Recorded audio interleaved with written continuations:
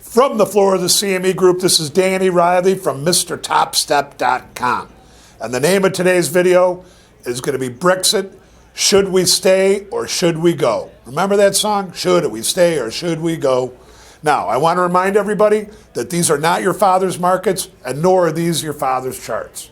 The high of the day in the S&P came in at 2091 quarter early.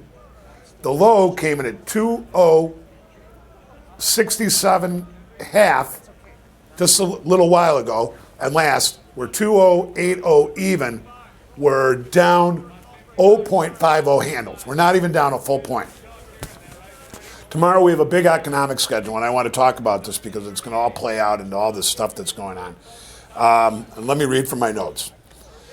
We have the economic calendar starts out with the jobless claims number, Chicago National Activity Index, the PMI Manufacturing Index, new home sales, leading indicators, the EIA natural gas report, and Ron Kaplan from the Fed speaking. So aside from all this news out of Europe, you've got a heavy load of economic stuff going on tomorrow.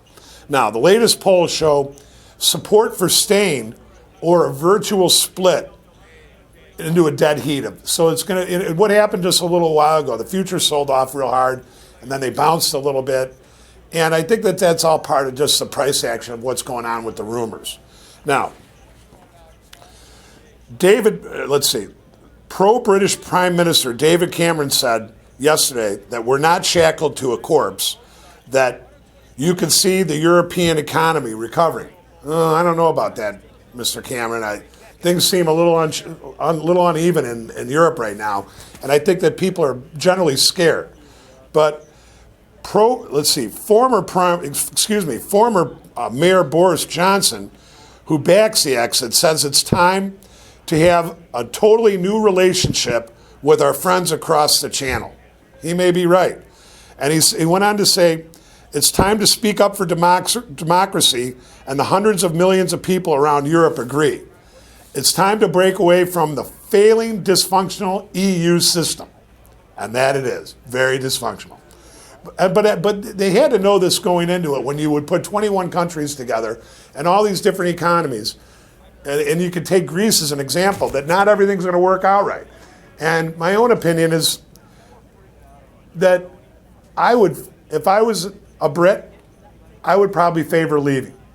But I also want to say something that I think it's going to absolutely wreak havoc in the marketplace, and I don't think it's going to be a one-day move. I think that volatility is going to increase sharply, like I said, and either way, even if they come or they go, I think you may have to sell the news. So what levels are we looking at? Yesterday we talked about this.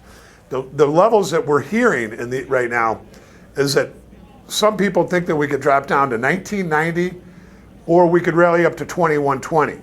Expanded levels on the downside, some people that I'm getting are saying 1970, 1940, and even lower. Now, there's a lot of rumors flying around, but we're not going to know anything until 7 o'clock p.m. Eastern time tomorrow night. But in between now and then, I suspect there's going to be a lot of shake, rattle, and roll in the S&P. But at the end of the day, I want to reiterate something. I know that this is a major event, not just in Europe, but globally. Again, everything's very tied together. But I want to say something. I still think that at the end of the day, when this does get shaken out, that the S&P 500 will continue its march higher. Is it going to happen today or tomorrow? I don't know if that's going to happen today or tomorrow. But like I said, if they decide to stay, there's been an enormous amount of institutional selling going on by the European mutual funds, both in Europe and the US, or around the globe. And I think that set the pace for a lot of short sellers out there waiting on this event to happen. Now, there's a very smart trader, and I believe it was Ed Sakota that said, you're supposed to trade up to the event and not the event. But I don't think that's going to happen this time around. I'm sure that traders are all geared up to trade this event, and there's going to be maximum risk flying around. Again, the CME increased margins yesterday by 15% going into this. So they're already projecting big moves, and I think there's going to be big moves. But we're going to leave it like that, and we'll see you tomorrow on the closing print.